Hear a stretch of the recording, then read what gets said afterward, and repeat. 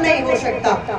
और पतन तो उसी का होगा जो भगवान से दूर होगा, जो भगवान के सामीप्य में होगा, जो भगवान के समीप में होगा, उसका कभी पतन नहीं हो सकता।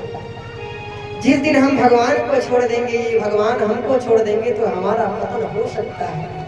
लेकिन हम भगवान से जुड़े हैं, भगवान को हम पकड़े हैं या भगवान हमको पकड़े हैं, तो हमारा कभी पतन नहीं हो सकता, हमारा तो उद्धार ही होना है।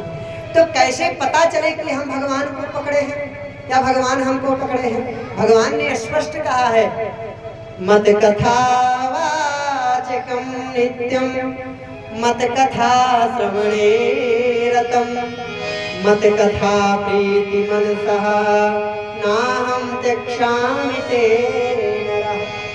मत कथा वाचकम नित्यम, जो रोज मेरी कथा वाचन करता है, जो रोज मेरी कथा कहता है, और मत कथा श्रवणे रतम, जो मेरी कथा रति पूर्वक ईमानदारी पूर्वक श्रवण करता है, और मत कथा प्रीति मनसा, जिसके मन में मेरी कथा के प्रति प्रीति होती है, प्रेम होता है, समर्पण होता है, नाहं त्यक्षामि ते नरा, भगवान कहते हैं मैं उसको कभी छोड़ता नहीं।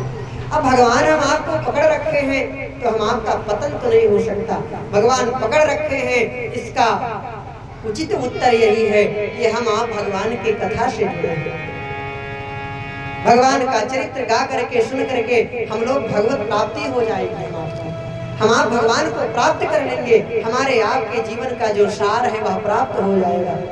यही तो हम आपके जीवन का सार है कि निरंतर भगवान के प्रति प्रेम होता रहे, सब साधन कर सफल सुहावा। महाराज अनूढ़ सर्वशास्त्राणि विचारिचा पुनः पुनः इदमेकं सुनिष्पन्नं ध्येयो नारायण सदा। सदा भगवान का स्मरण, सदा भगवान की याद, सब साधन का यही तो महाराज उचित फल है कि हम भगवान को याद करते रहे, स्मरण करते रहे, भगवान भी हमको पकड़ कर रखे। हमारे जीवन का यही लक्ष्य होना चाहिए, हमारे जीवन का यही सार होना चाहिए। हम आप भगवान के शरण में हैं, क्योंकि हम भगवान के थे, भगवान के हैं और भगवान के रहेंगे। भगवान हमारे हैं, ये भाव, ये अनुभव हम आपको हरनिश करते रहना चाहिए। तैलवत धारा से भगवान की भक्ति करना चाहिए। ये भागवत सबको नहीं प्राप्त हो सकती, जिसके ऊपर भगवान की कृपा।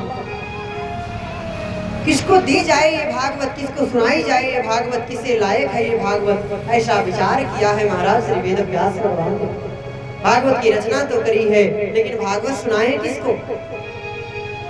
क्योंकि जो जिस चीज का पात्र हो उसी को मिलना चाहिए। याद आया है कि हमारा पुत्र सुखदेव जन्म लेने के बाद सीधा जंगल में तपस्या करने के लिए, ब्रह्म का चिंतन करने के लिए चला गया है। अगर वह परम वैष्णव परम भक्त अगर आकर के भगवान की भागवत कथा सुने तो लगता है वही भागवत का अधिकारी है। लेकिन वो आए कैसे, उसको बुलाया कैसे जाए, वह कथा कैसे सुनेगा? क्योंकि वह तो ब्रह्म का चिंतन कर रहा है, वह तो ब्रह्म में लीन है, सत्य स्वरूप परमात्मा के भजन में, उनके चिंतन में डूबा हुआ दिन रात भगवान का चिंतन कर रहा है। एक बात आपको बता दें कि जो भगवान की कथा है ना, ये बड़े बड़े वैरागियों को, बड़े बड़े साधकों को, बड़े बड़े ब्रह्म ज्ञानियों को अपने तरफ आकर्षित कर लेती है। ये भगवान की कथा, ये भगवान की कथा का स्वभाव है, ये भगवान की कथा का स्वरूप है। जीवन मुक्त महामुनि जेऊ हरि गुण सुनत अघाहि न तेऊ। जो जीवन मुक्त हो गए हैं, जो ब्रह्म स्वरूप हो गए हैं, वो भी भगवान की कथा से तृप्त नहीं होते हैं। ये भगवान की कथा का स्वभाव है। बुलाया कैसे जाए? तो आज वेद व्यास भगवान ने छोटे छोटे बटुक ब्रह्मचारियों को बुलाया है, छोटे छोटे विद्यार्थियों को बुलाया और इन्हीं भागवत से 2-4 श्लोक याद करा दिया, रटा दिया है।